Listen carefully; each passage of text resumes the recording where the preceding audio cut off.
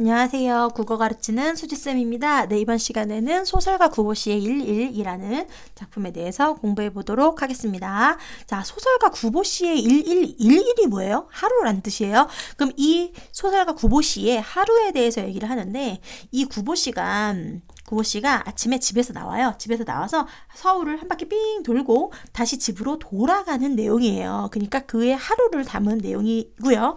자, 그럼 이 소설가 구보시는 누구냐 하면 바로 이 작가 박태원의 호가 바로 구보였대요. 그러면 이 구보씨는 어떤 인물이다? 이 작가의 분신이다. 그죠? 분신이다. 이렇게 생각하시면 되고요.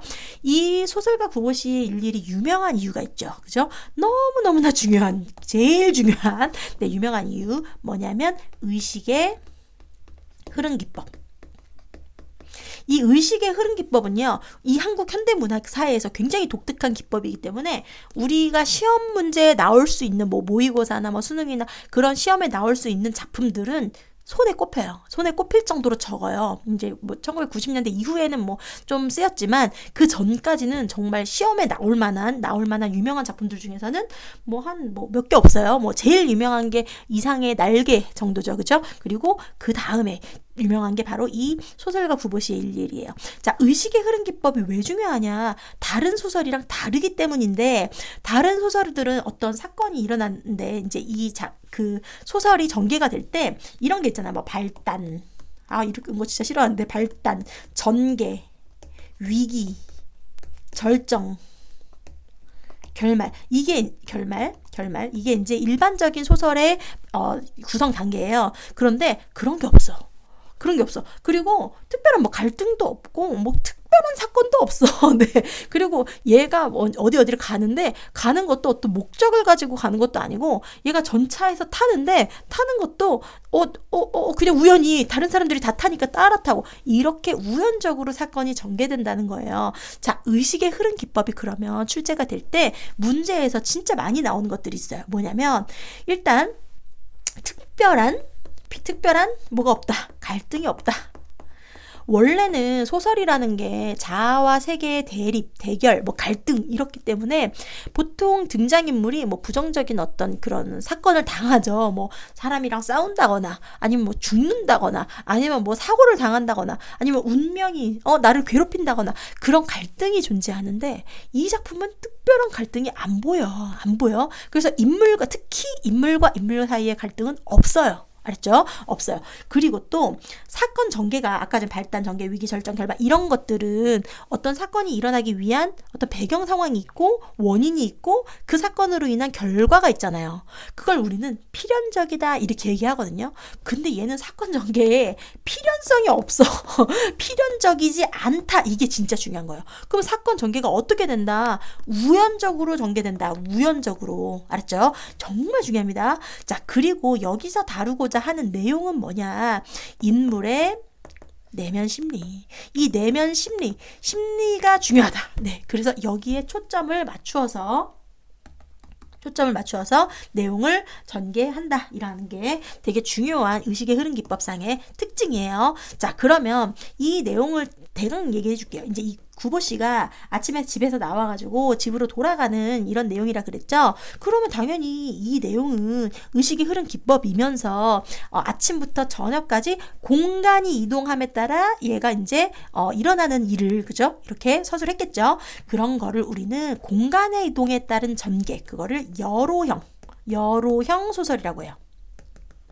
근데 여로형 소설에서 내가 출발하는 곳이 있잖아. A라는 곳에서 B라는 곳으로 내가 목적지 B라는 곳까지 가는 거, 이런 여로를 선적인 여로라고 하는데, 선적 여로라고 해요. 그러니까 출발지와 이 목적지, 도착지가 다른 거예요. 달라. 그런데 얘는 A에서 출발해서 B를 갔다가 다시 시간이지 A로 가는, 그죠? A로 다시 돌아가는 거야.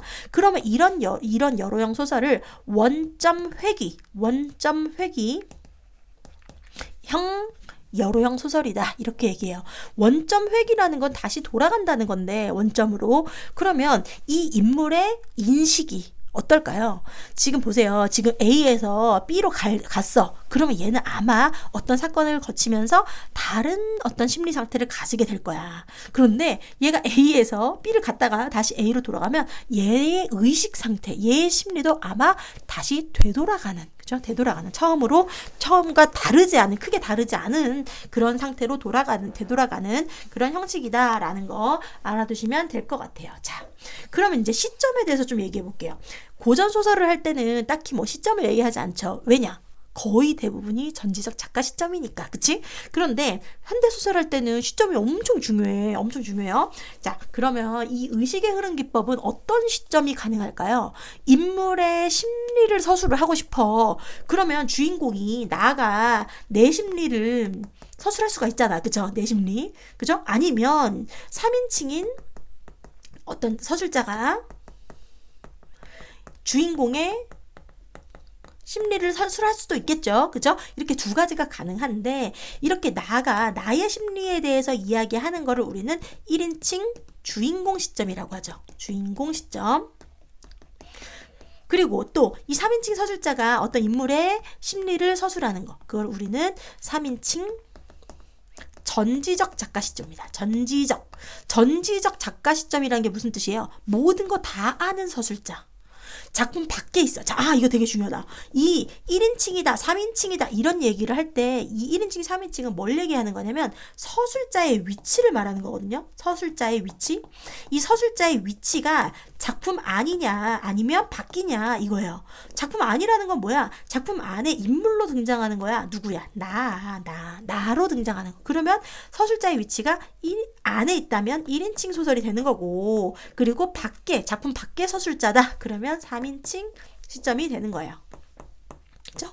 그럼 여기에서 3인칭 서술자가 이 주인공 구보라는 인물의 심리에 대해서 서술하고 있기 때문에 이 소설가 구보시의 1일은 전지적 작가 시점을 취하고 있다. 그 이상의 날개 같은 경우는 나가 나의 심리에 대해서 얘기하거든요. 그래서 걔는 1인칭 주인공 시점인데 얘는 3인칭 전지적 작가 시점. 그래서 전지적인 작가, 작품 밖에 있는 3인칭 전지적인 작가가 구보의 심리를 서술하는 그런 내용으로 되어 있어요. 자, 그래서 시점 얘기했어요. 3인칭 전지적 작가 시점이다. 자, 그러면 우리 한번 내용을 한번 얘기해 볼까요? 내용이 별로 없어. 내용이 별로 없는데 얘가 이제 구보가 아침에 집에서 나왔어. 근데 그 전에 이제 어떤 일이 있었냐면 선을 본 적이 있었는데, 선을 봤는데 이제 얘가 그 여자가 좀 마음에 들었어요. 근데 내가 만약에 연락을 하거나 걔한테 관심을 보이는데 걔가 내가 마음에 안 들었을 수도 있잖아. 그러면 너무나 큰 실례잖아. 그래서 연락을 못해. 성격 어때? 너무 소극적이죠. 너무 소극적인 성격이라서 지금 여자를 거의 뭐 사귀지도 못하고 뭐 결혼도 못하고 뭐 그러고 있는 거예요. 그럼 엄마가 어떻겠어? 막 잔소리하고 막, 그죠? 네. 잔소리하고 그러는데 엄마는 또 다른 사람들한테는 또 어떨까요? 우리 애가 너무 착해서 이렇게 얘기할 수밖에 없겠죠. 편을 들어준다고. 아무튼 그런데 이제 내가 버스를 탔어. 이제 버스를 탔는데 전차를 탔는데 이 전차에서 누굴 만나냐면 그 선본 여자를 만나요. 근데 그 여자가 맞나? 아닌가? 그러다가 좀 내가 이제 인사를 하고 싶긴 한데 그 여자가 나를 싫어할 수도 있잖아. 그래서 인사도 못해. 그리고 나서 이제 그 여자는 내려버려요. 그리고 나서 후회하는 거지. 정말 말을 걸어야지. 자, 어쨌든 그런데 근데 이 구보 씨가 이제 그런 사건을 이제 겪어요. 사건도 아니지 뭐. 아무튼 여자를 만나요. 그리고 그냥 내려요. 그리고 나서 얘가 이제 좀 너무 쓸쓸한 거야. 그래서 이제 이걸 타고 도로 다니다가 뭐 서울역에도 갔다가 어디 다방에도 갔다가 하는데, 그리고 뭐 화신상회라는 백화점에도 갔다가 이렇게 돌아다니다 집으로 돌아가는 내용이라고. 큰 내용은 없다. 좀 중요한 부분만 조금 얘기를 하자면, 얘가 이제 전차 안에서 겪는 사건, 그게 뭐냐면 여기에서 이제 겪는, 전차를 왜 타게 됐는가라는 그런 부분과, 그리고 또 얘가 이제 서울역에 가요. 경성역의 대합실에 가는데 뭐 거기에서의 사건, 이 수능 특강 부분이 여기예요. 그리고 뭐 다방에도 갔다가, 그리고 뭐 얘 어디 갔지? 얘 어디 갔죠? 화신상회라는 뭐 백화점에도 갔다가 뭐 이렇게 여러 가지로 돌아다니는데 요 정도 알아두면 될 것 같아요. 다른 부분은 그렇게 특별히 많이 나오는 부분이 없어요. 근데 이 다방에서는 누굴 만나냐면 이 경성역에서 나오는데 자기 중학교 동창이었던 남자를 만나게 돼요. 근데 이 구보는 굉장히 똑똑한 사람이거든요. 그래서 이 사람은 이제 이 얘기를 안 했다. 1930년대 소설이에요, 이거 지금. 1930년대 소설인데, 이 30년대의 시대상을 굉장히 구체적이고 사실적으로 제시를 하거든요. 그러니까 이 세태에 대해서 굉장히 구체적이고 사실적으로 거의 스케치하듯이 묘사를 해요. 그걸 우리는 고현학적 기법이라고 한대요. 고현학적 기법. 네. 그래서 그냥 그 세태를 굉장히 구체적이고 사실적으로 기술한다라는 거, 정리를 해두시면 좋을 것 같고요. 이 사람은 그래서 1930년대 지식인이야. 일본 유학까지 갔다 왔어. 엄청 똑똑해. 그러면 중학교 때는 더 똑똑은 아니지만 어쨌든 굉장히 똑똑한 사람이었다고. 모범생이었고. 그런데 이 작가 아니고 구보가 중학생 때 어떤 동창생이 있었는데 그 동창생은 공부에는 별로 관심이 없고 좀 약간 좀 날티나는 그런 친구였어. 근데 그 친구가를 마주친 거예요. 별로 친하진 않았어. 그냥 동창생이야. 근데 그 친구는 지금 뭐가 됐냐면 지금 이 1930년대에 또 우리나라에 열풍이 불었는데 뭐가 열풍이 불었냐? 금광에 대한 어떤 투기적인 그런 게 되게 심하게 열풍이 불었어요. 근데 그 친구가 금강 브로커가 된 거죠. 근데 그 브로커를 만났어. 근데 그냥 지나가다가 마주친 거예요. 근데 그 옆에 여자친구가 있는 거야. 근데 너무 예뻐. 그걸 보고 이런 놈도 연애를 하는 시대가 됐나? 이런 지금과 같은 우리와 같은 그런 심리를 똑같이 느끼는 걸 봐요. 그리고 또 이제 이 화신상에는 뭐냐면요. 이제 남대문 쪽에 지금 서울의 남대문 쪽에 가면 지금 신세계백화점이 있어요. 거기에. 근데 그 신세계백화점 옛날 그 자리에 화신상해라는 백화점이 있었대요. 이제 이 30년대 일제강점기 때. 근데 거기에서 이제 어떤 젊은 부부가 어떤 아들 하나를 손을 잡고 그 화신상회로 들어가는 그런 모습을 보는데 그걸 보면서 정말 저렇게 개인적인 안위에만 이렇게 뭐 신경을 쓰는 되게 이기적인 부류들이 있구나 이런 생각을 합니다. 근데 그런 생각을 왜 할까요? 부러우니까 하는 거죠. 그래서 자기도 그게 부러움 때문이다라는 걸 느끼고 저 사람들을 축복해줘야 되겠다 이런 생각으로 이제 마음을 고쳐먹는 뭐 그런 생각을 하게 되는데 그게 다 그냥 필연적인 어떤 원인이 있고 결과가 있고 이게 아니라 그냥 우연적으로 발생한 것들이라는 거예요. 그래서 특별한 막 줄거리가 없어요, 지금. 특별한 줄거리가 없고, 그냥 요렇게, 공간의 이동에 따라 내용이 전개되고, 그 공간에서 일어나는, 그러니까 그 공간에서 이 인물의 심리가 어떠한지, 그런 거를 정리하면 될 것 같아요. 뭐 정리할 필요도 없어. 읽고 알면 돼, 그냥. 알았죠? 자, 그러면 한번 본문을 한번 보도록 할게요. 구보는 다시 밖으로 나오며 자기는 어디에 가서 행복을 찾을까? 얘의 목적은 단 하나야. 행복을 찾기 위한 거야. 행복. 너무 행복하고 싶어. 밝아는 대로 그는 어느 틈엔가 안전지대에 가서 자기의 두 손을 내려다보았다. 한 손에 단장은 지팡이에요. 짧은 지팡이인데 이 지팡이는 어떤 지식인의 상징이었어요. 옛날에 그 30년대의 모던보이들은 지팡이를 들고 다니고요. 그리고 머리에 중절모를 썼죠. 네. 어쨌든 한 손에 단장과 또 한 손에 공책. 이거는 이 노트를 왜 갖고 다닐까요? 얘가 소설가이기 때문이죠. 그죠? 그래서 기록하기 위해서 한 손에 공책과 물론 구보는 거기에서 행복을 찾을 수 없다. 근데 이 안전지대가 뭐야? 지금 1930년대이기 때문에 대중교통 수단이 보통은 전차였죠. 시내 안에서는 전차. 근데 전차는 뭐랑 비슷하냐면 트램? 그러니까 이렇게 도로 위에 이렇게 전차길이 있는 거예요. 이렇게 전차길이 금이 그어져 있어. 그러면 그 길로 전차가 이렇게 다니는 거지, 이제 이렇게.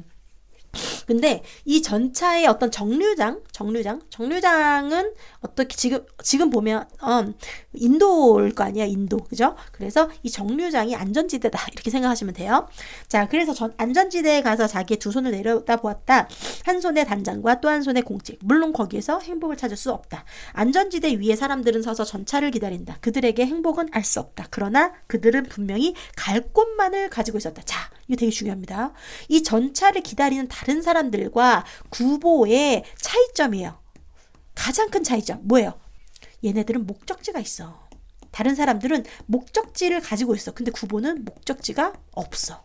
네, 그래서 그들이 행복한지 어쩐지는 알 수 없지만 그런데 그곳은 갈 곳이 있는 사람들이다.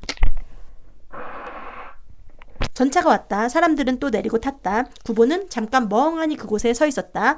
그러나 자기와 더불어 그곳에 있던 온갖 사람들이 모두 저 차에 오른다고 보았을 때 그는 저 혼자 그곳에 남아있는 것에 외로움과 애달픔을 맞는다. 자, 어떤 경험인지 알죠? 얘가 지금 목적지가 없기 때문에 그냥 다른 사람들 틈에 섞여가지고 이제 안전지대, 그러니까 정류장에 있었어. 근데 사람들이 다 나만 빼놓고 저걸 타는 거야. 근데 나만 혼자 남겨지는 게 너무 두려워. 그래서 저 혼자 그곳에 남는 거. 그럼 당연히 뭐 고독이잖아. 이게 너무 싫으니까 외로움과 애달픔을 맛보고 그래서 움직이는 전차에 뛰어올랐다. 전차에 타게 된 이유가 이거라고. 굉장히 우연적인, 그죠? 굉장히 우연적인 전개입니다. 자, 계속 한번 볼게요. 전차 안에서, 자, 여기서부터 볼게요. 전차 안에서. 이거는 이 문장이 전차 안에서 구보는 우선 제자리를 찾지 못한다. 이 문장의 첫 부분이죠. 그죠? 이 문장의 첫 부분을 소제목의 형식으로 제시했어요. 소제목의 형식으로 제시를 했어요. 왜 그럴까요? 이렇게 소제목을 달면 사람들의 이 독자의 주의를 집중시킬 수가 있어. 네. 그 다음에 구보는 우선 제자리를 찾지 못한다. 하나 남았던 좌석은 그보다 바로 한 걸음 먼저 차에 오른 젊은 여인에게 점령당했다. 구보는 차장대 가까운 한 구석에 가서 자기는 대체 이 동대문 행차를 어디까지 타고 가야 할 것인가를, 대체 어느 곳에 행복은 자기를 기다리고 있을 것인가를 생각해본다. 얘의 목적은 단 하나, 행복을, 그죠? 행복을 찾고 싶다라는 마음이죠. 이제 이 차는 동대문을 돌아 경성운동장으로 해서, 여기 봐봐, 동대문, 뭐 경성운동장, 이거 다 그 당시에 실존했던 지명들이죠. 그죠? 실제 지명을 사용해요. 그 이유는 뭐 때문이다? 당연히 사실감 주죠. 그죠? 사실감 줍니다. 그리고 아까 전에 이게 처음에 고현학적 기법으로 되어 있다 그랬죠. 고현학적 기법. 그 당시에 세태의 모습을 굉장히 구체적으로 그려내고 있다. 그래서 이런 실제 지명을 사용하는 것도 그런 고현학적 기법의 일부다라고 이해하시면 될 것 같아요.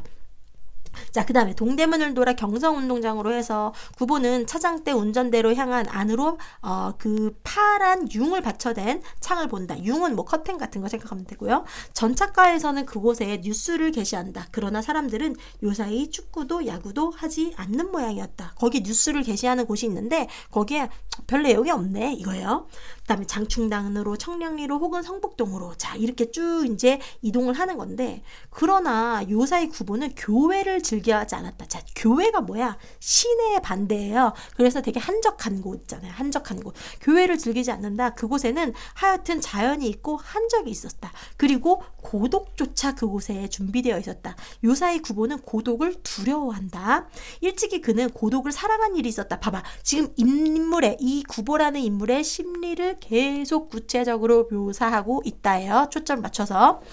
일찍이 그는 고독을 사랑한 적이 있었대. 그러나 고독을 사랑한다는 것은 그의 심경의 바른 표현이 못될 게다. 그는 결코 고독을 사랑하지 않았는지도 모른다. 아니, 도리어 그는 그것을 그지없이 무서워했는지도 모른다. 그러나 그는 고독과 힘을 겨루어 결코 그것을 이겨내지 못하였다. 그런 때 구보는 차라리 고독에게 몸을 떠맡겨버리고 그리고 스스로 자기는 고독을 사랑하고 있는 것이라고 꾸며왔는지도 모를 일이다. 자, 이거 되게 중요한 부분이에요. 뭐냐면 구보가 옛날에는 좀 더 젊었을 때, 지금도 젊지만 더 어릴 때는 고독을 사랑한다고 생각한 적이 있었대.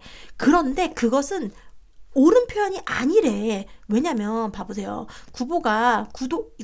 구보는 고독이 너무 무서운 거야. 사실은 고독이 너무 무서운데 이렇게 우리가, 그러니까 구보가 고독과 겨루어서 이길 자신이 없는 거지. 그래서 어차피 고독할 거라면 나는 이 고독을 사랑해 라고 이렇게 자기 합리화를 한다는 거예요. 자기 위안. 무슨 말인지 알겠죠? 그러니까 원래는 이 구보가 고독을 사랑한 것이 아닌데 그냥 나는 고독을 사랑에 이렇게 그냥 합리화해버렸다. 자기 위안을 해버렸다라는 거예요. 표 찍읍쇼 하고 이제 차장의 말이죠. 그죠? 큰 따옴표가 생략되어 있네요. 차장이 그의 앞으로 왔다. 구보는 단장을 왼팔에 걸고 바지 주머니에 손을 넣었다. 그러나 그가 그 속에서 5잎의 동전을 골라내었을 때 차는 종묘 앞에 섰고 그리고 차장은 제자리로 돌아갔다. 옛날에 이 세태 구체적으로 보여주는데 옛날에는 운전기사 말고 차장이라는 인물이 있었어요. 그 버스에. 그래서 돈도 받고 하는 인물이죠. 안내원 같은 거죠. 자, 그래서 다시 돌아갔대. 구보는 눈을 떨어뜨려 손바닥 위에 5잎 동전을 본다. 그것은 공교롭게도 모두가 뒤집혀져 있었다. 대정 12년, 11년, 11년, 8년, 12년, 대정 54년. 이게 뭐야? 지금 손바닥 위에 있는 동전의 뒷면인데 이 뭐가 쓰여있어요? 동전의 발행 연도가 써있죠. 그죠? 써있는데 연도? 네, 발행 연도 써 있어요. 근데 이게 다 어떻게 표기되어 있죠? 일본식으로 기록되어 있다고. 일본식, 그죠? 일본 기준의 어떤 발행 연도가 주조 연도가 기록되어 있어요. 자, 그런데 구보는 그 숫자에서 어떤 한계의 의미를 찾아내려 들었다. 그러나 그것은 부질없는 일이었고, 그리고 또 서로 그것이 무슨 의미를 가지고 있었다 하더라도 그것은 적어도 행복은 아니었을 게다. 조그만 이것도 어때? 이게 소제목이라 그랬죠. 그죠? 소제목처럼 표현하고 있다. 문장의 첫 부분을. 자, 조그마한 한 개의 기쁨을 찾아. 기쁨, 행복이나 기쁨이나 마찬가지예요. 구보는 남대문을 안에서 밖으로 나가보기로 한다. 그러나 그곳에는 불어드는 바람도 없이 양옆에 웅성거리고 앉아서 있는 서너 명의 지객꾼들이 그 모양이 맥없어요. 자, 어때요? 지금 생명력이 없어, 애들이. 생동감이나 이런 게 없다고. 어떤 이런 일제강점기엔 의 모습을 보여주는 거죠. 그래서 그 모습에서 고독을 느끼고 사람들이 있는 곳으로, 약동하는 무리가 있는 곳으로 가고 싶다. 이런 생동감이 있는 곳으로 가고 싶다라고 생각한다. 그는 눈앞에 경성역을 보았다. 어디예요? 서울역이죠. 그곳에는 마땅히 인생이 있을 것이다. 이 인생은 되게 막 따뜻하고 막 인정 있고 이런 모습일 거야 아마. 이 낡은 서울의 호흡과 또 감정이 있을 게다. 도시의 소설가는 모름지기 이 도회의 항구가 뭐겠어요? 당연히 여기겠죠. 그죠? 친하여야 한다. 그러나 물론 그러한 직업의식은 어떻든 좋았다. 다만 구보는 고독을 3등 대합실 군중 속에서 피할 수 있으면 그만이다. 자, 3등 대합실은 뭐냐면 자, 옛날에는 지금도 그런가요? 나 모르겠네. 어쨌든 기차를 안 타봐가지고 자, 기차에 1등 칸, 2등 칸, 3등 칸이 있었던 거예요. 당연히 1등 칸이 제일 비싸. 그리고 2등칸, 3등칸 이렇게 3등칸이 제일 싼 건데 표값이 싸기 때문에 이 대합실도 따로 썼나 봐요. 그래서 이 3등 대합실, 그럼 이 3등 대합실은 좀 가난한 사람들이 그쵸? 살아가는 모습을 볼 수 있겠죠. 이 3등 대합실에서는. 그래서 얘는 고독을 피하기 위해서 이 3등 대합실을 간 거야. 군중 속에서 피할 수 있으면 그만이다. 그러나 오히려 고독은 그곳에 있었다. 얘가 고독을 피하기 위해서 거기를 갔는데 고독이 거기 있는 거야. 구보가 한 옆에 끼어 앉을 수도 없겠으리 사람들은 그곳에 빽빽하게 모였어도 그들의 누구에게도 인간 본래 온정은 찾을 수가 없었대. 그네들은 거의 옆에 사람들에게 한마디 말을 건넨 일도 없이 오직 자기네의 사무에 바빴고 되게 어때요? 되게 이기적이고 그죠? 되게 지금 서로를 불신하고 있어.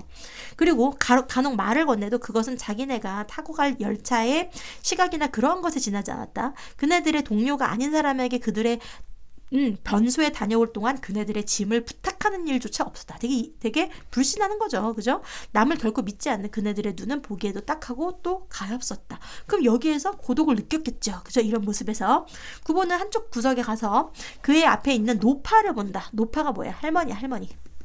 어떤 할머니를 봤는데 그는 이제 그 할머니는 이건데 자, 이제 이 할머니를 아는 사람이에요? 모르는 사람이에요? 구보가 몰라. 그죠? 모르죠. 그런데 이 할머니에 대해서 이 사람이 소설가기 때문에 상상력이 너무 뛰어나. 이 할머니의 사연을 이제부터 상상하고 추측한 내용이에요. 진짜가 아니라. 알았죠? 자, 이 노파를 본다. 그는 누구 집에 드난을 이렇게 가정부처럼 이렇게 일을 도와주는 사람으로 살다가 이제 또 늙고 회잔해진 몸을 이끌어 결코 넉넉하지 못한 어느 시골 딸네 집이라도 찾아갈는지 모른다 이러잖아. 그쵸?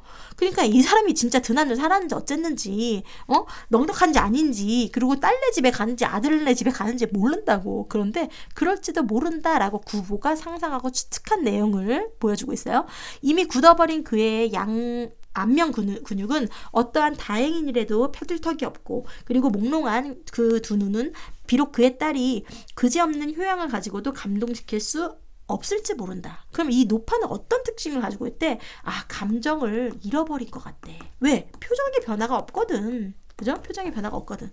자, 그 다음에 노파 옆에 앉은 중년의 시골 신사를 봤어, 이제. 그의 시골에서 조그만 백화점을, 이 백화점이랑 큰 백화점이 아니고 그냥 가게 정도 생각하시면 돼요. 경영하고 있을 게다. 하고 이것도 뭐뭐 할 게다잖아. 뭐야, 상상이고 추측이에요. 그의 점포에는 마땅히 주단포, 뭐 비단이나 이런 것들, 천 같은 것들도 있고, 일용 잡화도 있고, 또 흔히 쓰이는 약품도 갖추어 있을 게다. 그는 이제 그 옆에 놓인 물품을 들고 자랑스러이 차에 오를 게다. 구보는 그 시골 신사가 노파와 사이에 되도록 간격을 가지려고 노력하는 것을 발견하고, 그리고 그를 업신여겼다. 봐보세요. 그 시골 신사가 어땠대? 그 노파, 아까 그 할머니랑 옆에 앉아 있는데 이렇게 할머니한테서 떨어지려고 하는 그 모습을 보고 그를 업신여겼다. 그를 되게 부정적으로 생각하게 되었다라는 거예요. 만약 그에게 얕은 지혜와 또 약간의 용기를 주면 그는 3등층 승차권을 주머니 속에 간수하고 1, 2등 대합실에 오만하게 자리 잡고 앉을 게다. 그만큼 부정적인 시선으로 그 사내를 바라보고 있다는 거죠. 그 사람이 얕은 지혜와 약간의 용기만 있었더라면 아마 그 비싼 표를 가지고 비싼 대합실에 가 있었을 것이다 라고, 그렇게 사기꾼 같은 사람이야, 이런 느낌이죠. 그죠? 자, 그 다음에 문득 구보는 그의 얼굴에서 부종을 발견하고, 부종이 뭐야? 붓기야, 붓기. 붓기라고 써야 되더라고요. 얼굴이 붓는 거. 자, 발견하고 그의 앞을 떠났다. 신장염. 그의 병은 아마 신장염일 거야 라고 얘기하고 있어요. 그뿐 아니라 구보는 자기의 만성 위학장을 새삼스럽게 생각해내지 않으면 안 되었다. 그러나 구보가 매점 앞에까지 갔었을 때 그는 그곳에도 역시 병자를 보지 않으면 안 되었다. 봐보세요. 그 사내가 얼굴에 부종이 있어. 그래서 아마 그 사람은 신장염을 앓고 있었을 거야. 그리고 구보는 만성 위학장, 뭐 위염 같은 건가 봐요. 이거를 갖고 있대요. 그런데 매점 앞에 갔는데 거기에도 또 병자가 있는 거야. 자, 거의 대부분의 사람들이 병들어 있어요. 그렇죠? 이건 어떻게 보면 이 일제강점기의 어떤, 그렇죠? 그 침울한 그런 모습을 보여주는 걸 수도 있어요. 자, 그 다음에 40여 세의 노동자, 정경부의 광범한 팽룡, 돌출한 안구, 눈이 이렇게 튀어나와 있나 봐요. 또 손에 경미한 진동, 분명한 바세도시병이라는 병인가 봐. 그것은 누구에게도 결코 깨끗한 느낌은 주지 못한다. 그의 좌우에는 좌석이 비어 있어도 사람들은 그곳에 앉으려 들지 않는다. 왜? 더럽다고 느껴지니까. 뿐만 아니라 그에게서 두 칸통 떨어진 곳에 있던 아이업은 젊은 아낙네가 그의 바스켓 속에서 꺼내다가 잘못하여 시멘트 바닥에 떨어뜨린 한 개의 복숭아가 굴러 병자의 발 앞에까지 왔을 때 그 여인은 그것을 쫓아와 집기를 단념하기조차 하였다. 어떤 상황인지 알겠죠? 인정이 없어 지금. 그 사람이 병자라고 사람들이 그의 가까이 곁에 다가가려고 하지 않고, 그리고 그 어떤 여인은 복숭아가 떨어져서 그 사람 앞에까지 굴러갔는데도 주스려고 하지 않았다라는 거죠. 구보는 이 조그만 사건에 문득 흥미를 느끼고, 그리고 그의 대학 노트를 펴들었다. 뭐 하려고? 기록하려고. 그쵸? 그러나 그가 문 옆에 기대어 서 있는 모자인가 봐요. 를 쓰고, 그리고 린네르 스메에리, 이거는 뭔지 모르겠어요. 그냥 메이커이던지 그런 것 같아. 양복을 입은 사내에 그 온갖 사람에게 의혹을 갖고 있는 불신 아니면 감시, 그죠? 이런 두 눈을 발견하였을 때 구보는 또 다시 우울 속에서 그곳을 떠나지 않으면 안 된다. 그래서 얘가 뭐 하기 위해서, 얘가 고독을 피하고 행복을 찾기 위해서 지금 이렇게 왔다 갔다 하는데, 지금 여기에 이 경성역에 간 이유도 생동감 넘치는 약동하는 어떤 그런 인간의 모습을 보고 싶었단 말이에요. 근데 여기 와서 본 게 사람들이 다 서로 되게 이기적이고 무관심하고, 그죠? 무관심하고, 그리고 또 불신하고 이런 모습이었단 말이에요. 그리고 또 이 할머니는 되게 이 감정과 표정이 없는, 그죠? 표정이 없는 그런 모습이었고, 이 중년의 신사도 어땠어요? 이 할머니에게서 떨어지려고 하는 그런 신사를 보고 좀 부정적으로 생각했대. 또 어떤 사람들 봤다고요? 병자들, 그죠? 이렇게 병을 앓는 사람들을 만나게 되었다. 그리고 자신도 역시 병들어 있는, 그죠? 병들어 있는. 그리고 또 또 마지막엔 또 뭘 봤어요? 여기에 그 의욕을 갖는 두 눈을 갖고 있는 그 사내, 불신과 감시의 눈을 갖고 있는 그 사내를 보고 오히려 더 고독을 느꼈다라는 거예요. 됐죠? 그래서 지금 이렇게 의식의 흐름 기법이라는 거 되게 중요했고, 그리고 이렇게 공간이 이동함에 따라서 이 내면 심리가 변하는, 그쵸? 이 심리가 변하는 그런 모습을 보여주고 있어요. 그래서 이거는 원점 회귀의 여로형 구성이다. 그죠? 아까 이렇게 얘기했죠? 생각보다 재밌죠? 그죠? 생각보다 재밌어요. 그래서 구보가 어떤 생각을 하는지 따라가면서 읽으면 더 재밌을 거예요. 그래서 열심히 공부해서 시험 잘 봅시다. 네, 여러분 안녕. 땡.